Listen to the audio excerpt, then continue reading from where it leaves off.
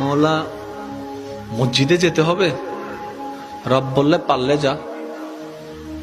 মৌলা এই টাইমে মসজিদে গেলে তো আমারে দৌড়ে ফিটাবে। বুঝেন না কেন? আমি যদি রাতে 3টা বাজে 4টা বাজে 2টা বাজে মসজিদে যাই, আমরা চোর বলে ফিটাবে। মসজিদে যাওয়াটা রিস্ক হবে। রব্বে করিম বলে মসজিদে না পারবি না, আল্লাহ পারবো না। তাহলে যা ঘরে যা, যাই নামাজ বিছা। বলে যে যাই নামাজ বিছালে তো বউ বুঝে ফেলবে আমি বাটপারি করছি। কথা বলেন না কেন?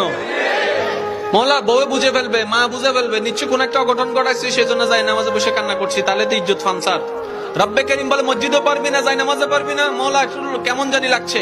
রব্বে করিম বলে ঠিক আছে, আমি আল্লাহ কতটুক মায়া মহাব্বত করি তোকে, তুই তো বুঝতে পারস নি এতদিন।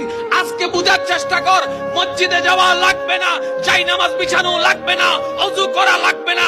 তোর যদি এতই প্রবলেম হয়, জবানটাও খোলা লাগবে না।